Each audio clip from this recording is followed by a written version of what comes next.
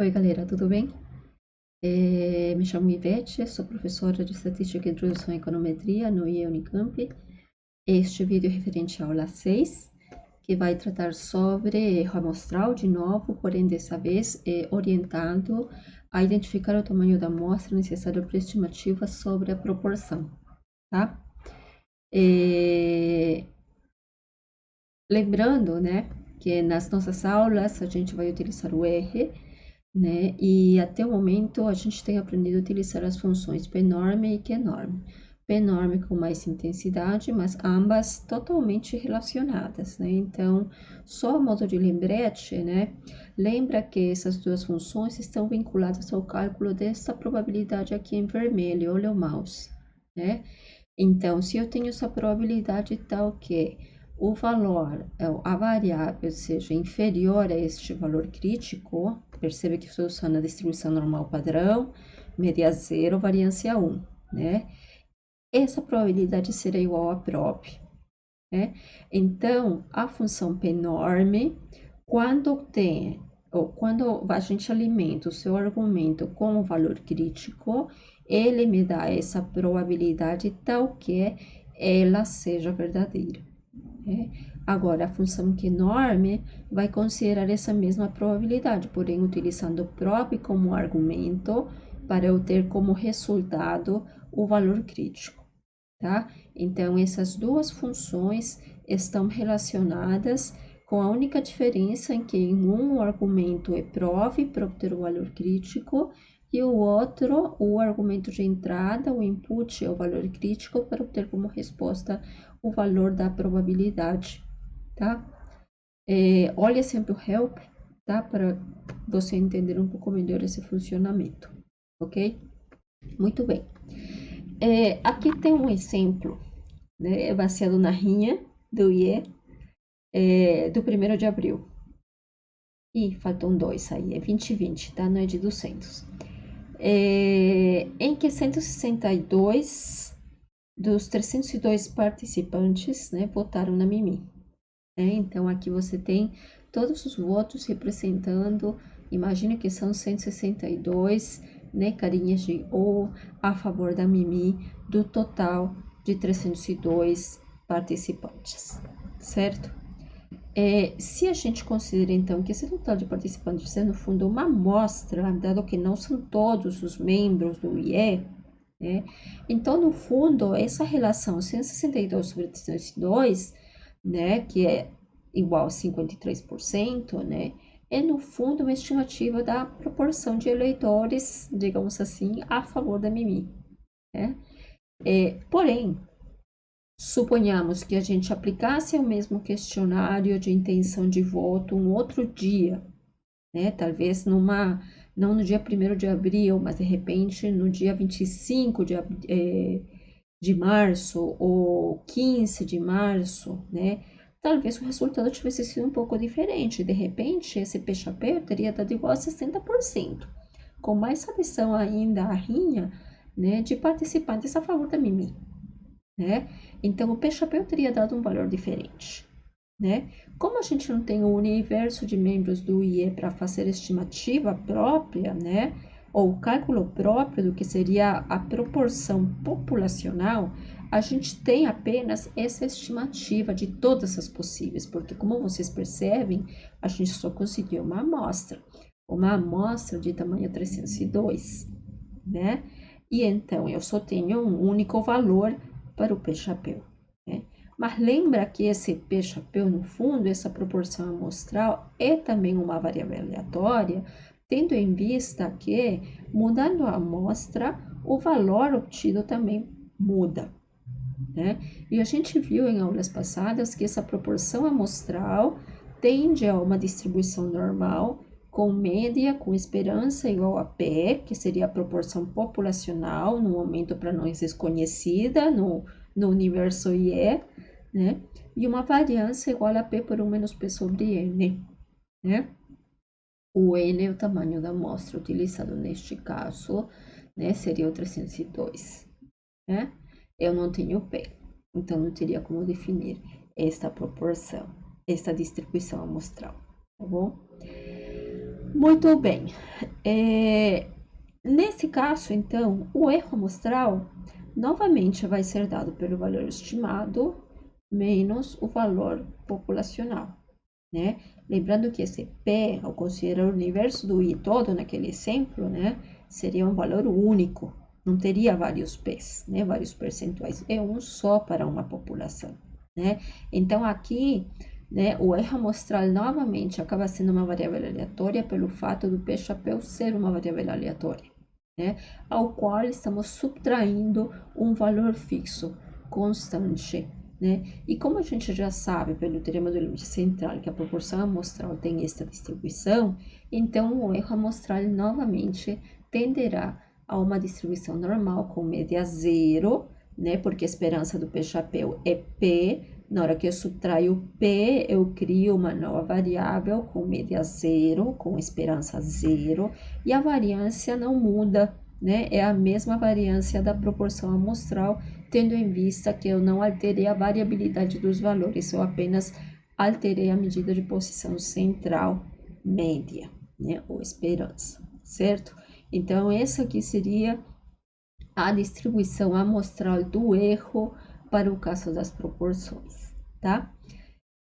Com isso, né, a gente tem como identificar os tamanhos da amostra necessários para obter também estimativas para proporções condicionadas, por exemplo, a um teto para o erro, um erro máximo, e a um determinado nível de confiança para as minhas estimativas, tá? Nível de confiança, veja assim, bom, com quanta confiabilidade essa estimativa está sendo calculada ou realizada, tá? Mas o conceito em si a gente vai ver nas aulas mais à frente, tá? Então tenha um pouquinho de paciência. Aqui a gente está chamando de probabilidade, mas a gente vai alternar esses dois termos de forma indistinta, tá? Pelo menos para esses casos. Bom, então, isso aqui a gente já viu, né? Que é usando a estatística e a matemática, a gente reescreve dessa maneira, né? A probabilidade do erro não ser superior a um determinado limite, né, em valor absoluto, porque o erro pode ser para cima ou para baixo, né, eu não quero levar em conta, né, os dois sentidos da variação, né, a um determinado nível de confiança, né, ou seja, né, na hora que eu substituo aqui esse erro, eu posso fazer desse jeito, se eu quiser, né, abrir, mas você sabe que esse valor aqui, essa diferença é o erro amostral sobre a proporção, né, e tirando o valor absoluto, eu tenho como reescrever essa desigualdade desta maneira, né? Muito bem. Como a gente sabe que isso aqui é o erro e ele já tem uma distribuição amostral conhecida, né? Eu sei que eu posso transformar essa variável a uma distribuição, a uma outra variável com distribuição normal padrão. Como subtraindo a sua esperança, que no caso é zero, e dividindo pelo seu desvio padrão, que é a raiz da variância, certo? Então, na hora que eu fizer essa transformação, eu vou reescrever essa probabilidade todinha, né? Ficando com algo, né? Como que aparece aqui na última linha no slide, né? Então, subtraio a esperança, eu deixei o zero aqui para colocar em evidência a nossa transformação já conhecida, né? E divido pelo desvio padrão, que é a raiz da variância do meu erro amostral, tá? E aqui já o caminho é conhecido, né? Porque como a gente sabe que, né, essa probabilidade equivalente àquela, né, elaborada em função das condições do nosso experimento, né, ou da nossa pesquisa, a gente sabe que esse valor à direita, né, vai ser dado pelo valor crítico na distribuição normal padrão, de maneira que essa probabilidade todinha seja igual a gama, né? E assim, então, né, a partir desse nível de confiança dado, a partir desse teto para o nosso erro e do conhecimento, né, dessa proporção populacional, né, a gente pode determinar, né, esse valor crítico e a partir dessa igualdade, observa que está dentro do círculo em vermelho igual a esse valor crítico que você vai ter numericamente, eu tenho como, né, definir o tamanho da amostra necessário, né, para obter estimativas da proporção amostral, um dado nível de confiança e com erro, não superior a esse erro máximo aqui considerado, tá? Bom, a modo de exemplo, então, vamos resolver este exercício. Um centro de pesquisa pretende avaliar a proporção de eleitores que votarão em determinado candidato, com 95% de confiança. Esse aqui é o gama, né? De que não errará por mais de 3%. O erro máximo, então, pode ser de 3%. Se a estimativa dá, então, 50%, né? A gente sabe que a intenção de voto favorável ao candidato vai estar, né, com 95% de confiança entre 47% e 53%. Essa seria a interpretação, tá? Para isso, levantou-se uma pré-amostra de 100 eleitores, selecionados ao acaso na população. A proporção de eleitores desse candidato foi de 20%, né? Para que isso? Lembra que a gente precisa do P, da proporção populacional, que normalmente eu não tenho, né?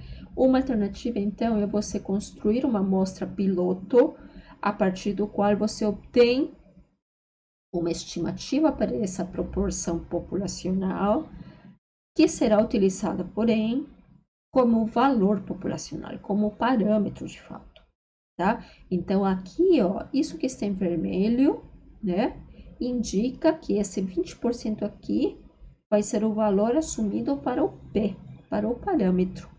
E a partir disso, nos permite determinar o tamanho da amostra necessário para atingir a precisão desejada.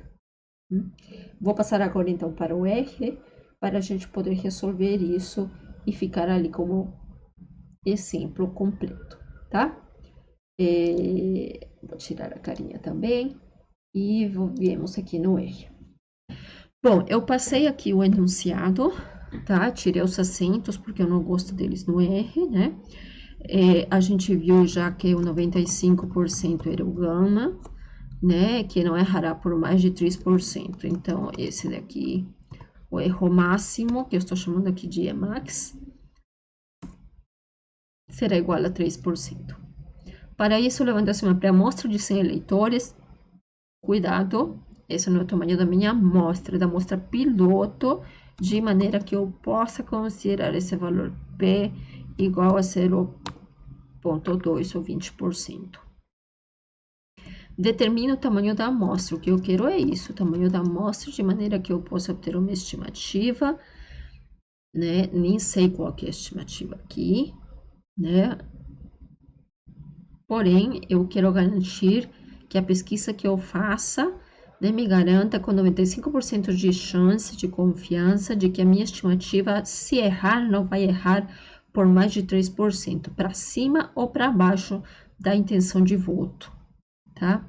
Então, com isso, né, a gente sabe, eu posso aplicar direto a fórmula ou posso fazer todo o desdobramento. Eu vou fazer todo o desdobramento porque eu não lembro, né,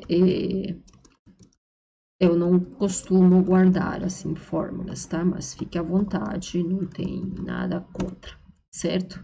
Essa é a probabilidade que eu elaboro para definir, né, que aqui o meu erro máximo para mais ou para menos não ultrapassará dos 3% com 95% de confiança, certo? Ainda, eu sei que o meu erro tem uma distribuição normal com média zero, vou escrever aqui só para você lembrar, e uma variância igual a P por 1 menos P sobre o N. Certo? Bom, com isso eu tenho como transformar aquela probabilidade de maneira que eu tenho aqui menos C max, menos 0, dividido pela raiz dessa variância. P por 1 menos P sobre o N. Não esqueça do asterisco aqui, que é o operador de multiplicação dentro do R, porque se você só colocar direto parênteses, vai dar errado, né? Isso aqui do lado esquerdo, no meio, na hora de fazer a transformação, eu vou obter a normal padrão, e do outro lado também será a mesma coisa, né? Porque a distribuição é simétrica, e eu estou vendo aqui uma área bem no meio, né? Da distribuição. Isso aqui será igual a gama. Então, eu sei que toda esta parte aqui, ó, será dada, né? Será o meu valor crítico, né? E para isso, eu sei, né?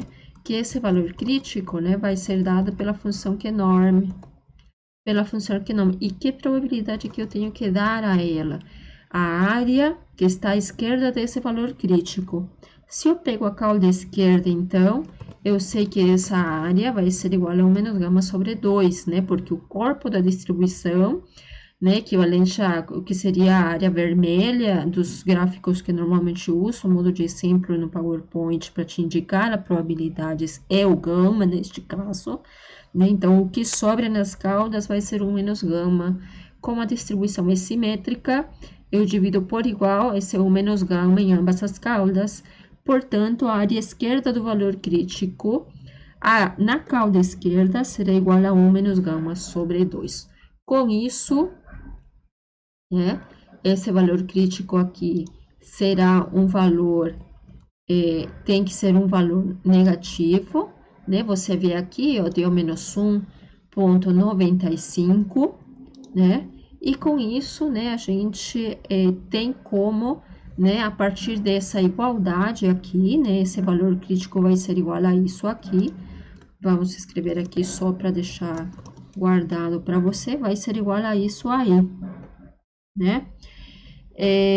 Daí sai a formulinha, né? Porque eu vou elevar ao quadrado ambas as partes. Você tem isso, pode ser direto à fórmula. De novo, eu estou fazendo isso porque eu não costumo guardar tantas fórmulas na minha cabeça, né? Dividido por a raiz elevado ao quadrado, a raiz some, P por 1 menos P sobre N, né? Na hora de passar o N para o numerador, eu chego agora sim à formulinha, né? O C crítico ao quadrado, vezes P, vezes 1 menos P, tudo isso dividido pelo E max ao quadrado. Eu estou reescrevendo a equação de cima, né, de maneira a deixar de um lado o N e todo o resto no outro lado da igualdade, tá?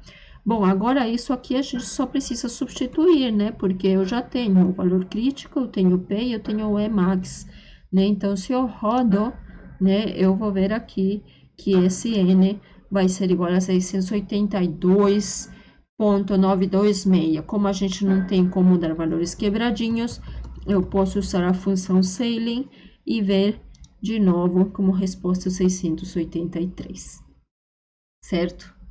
Bom, essa seria a solução, então, ao nosso problema, né? Eu vou mostrar aqui de novo o slide para você, ver de novo, né? Eu deixei essa solução também aqui, né, no último slide do PowerPoint que eu vou liberar para vocês, né?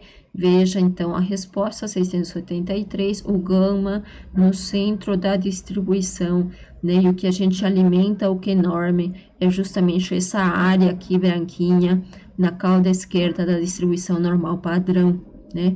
Com isso é que a gente define o valor crítico, e como ele vem aqui na formulinha do N elevado ao quadrado, tanto faz se você pegar esse ou esse, né? Você só tem que dar para a função QNorm a probabilidade correta como argumento. Se você quer obter esse valor positivo, você vai ter que dar o gama mais esse pedacinho aqui de área, que seria 1 menos gama sobre 2, né?